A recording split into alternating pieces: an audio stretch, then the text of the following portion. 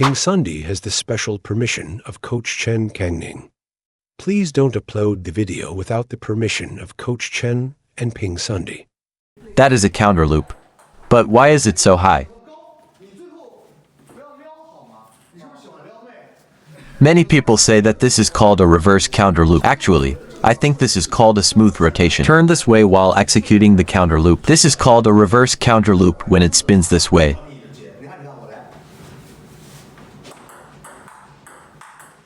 It's also very spinny, so what do we call this? It can't be too fast. When receiving like this, if it's a side spin top spin, you need to be slower than when receiving like this. I can adjust my timing a bit earlier to follow his spin. Once it curves, that's it. I can still curve like this when I go over. I need to wait a little. Let him jump a bit. Isn't it necessary to turn and push? Indeed, let's turn and try again.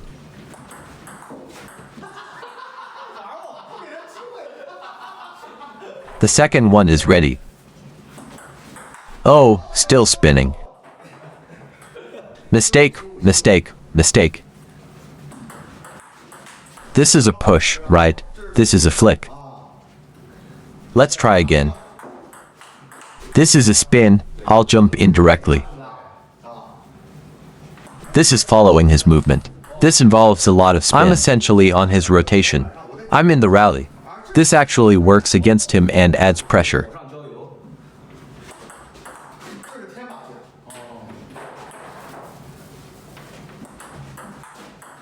This is trying it from the opposite angle. Focus on the ball towards this direction. Moving here means he is still shifting that way.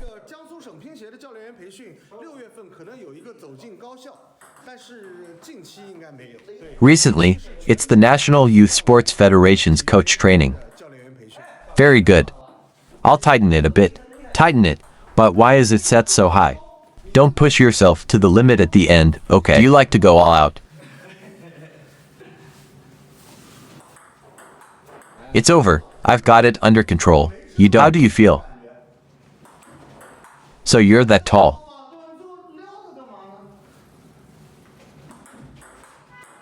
Try to see if he can execute a backhand. A backhand is still a backhand. You need to push more. A backhand actually requires some elastic movement because you're playing a rather unorthodox style, right? If you play very honestly and straightforward, then you can't counter a double backhand. You have to be a bit sneaky and a bit aggressive. Although you have a fairly solid understanding. A deceptive and clever approach is generally safer.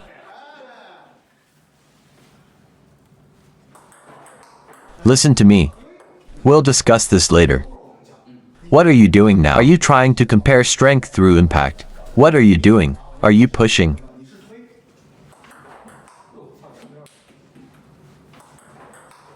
You're actually putting a bit of pressure on him, right? It's because of what I taught you that day, right? Push with a downward stroke. But just now, what was that? Was it spin or friction? I'm rotating downwards. Developing here requires me to run and set up. That's a nice downward push. Everyone can see this ball touching the net before hitting the opponent's side. Wow, that's a great push. This is a pull stroke. If I come in a bit earlier, I'll just follow through with a cut. This adds fuel to the fire. He was originally spinning this way.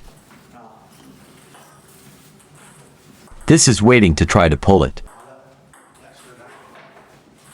This isn't difficult, is it? Does anyone think it's hard?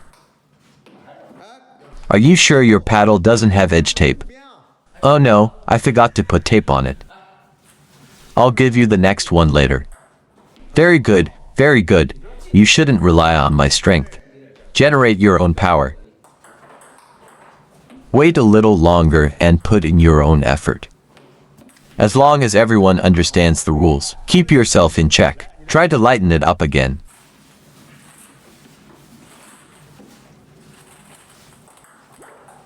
Very good, everyone is back. You're rushing it. This is rushing it.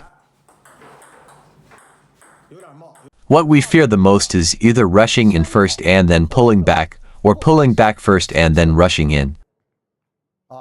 I think this approach can be useful when communicating with children. Once he masters a specific technique, you need to practice the basic footwork of left push and right attack. You guide him from backhand to forehand. He needs to move while retreating. You can also assign him practice tasks.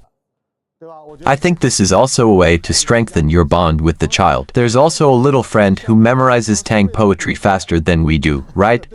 You give him some simple mnemonic phrases. They are easier to understand and remember. He also prefers this kind of language environment. So I think this method is more suitable for children. This is a backhand to forehand stroke. What about a forehand to backhand stroke? I think the most common problem is that he transitions from backhand. He is making a forward movement like this. Children can coordinate this more easily. But from the forehand to the backhand, what situation often occurs? He will be slow, right? Not responsive. So you must help him find the right feeling. After you hit, bring your left foot to your right foot. You see, after I hit, I stand far away, no problem. I misspoke, I meant bring your right foot to your left foot. After hitting, bring your right foot to your left foot. Why do we do this? Look, are we not letting the kids use paddles? Let them practice their footwork. All the kids have good coordination. He always does it correctly. This foot touches this foot, and when this foot turns, it touches this foot. But once he grabs the paddle, he gets nervous. When he gets nervous, he switches from forehand to backhand. It turns into this. His footwork is not responding, so you need to guide him intentionally. While running, he has to touch his left foot with his right foot. When he tries to intentionally touch his left foot, you give him such guidance, so he can learn to activate his right foot first. This is the step where you push your left foot forward. Otherwise, it becomes a blind step with your left foot moving sideways. Then it wouldn't be a parallel step, right? This is something to pay special attention to. And what to focus on with forehand and backhand is, once your foot extends out, your hand must not reach out sideways. Many kids from forehand to backhand, they all tend to extend out. Just reach for the ball with your hand. If your hand can't reach the ball, can you touch it? You can't. But you can't just reach for the ball with your hand. You also need to pay attention to another issue. The non-dominant hand must be used. Why? It's simple. Many players play like this. They transition from forehand to backhand. Isn't it easy for kids to get into this position? Isn't it because the non-dominant hand and left shoulder are both behind? What if you intentionally bring it forward? No matter where you are, it's always in your own control. Then it becomes hitting the ball in front of your own stomach.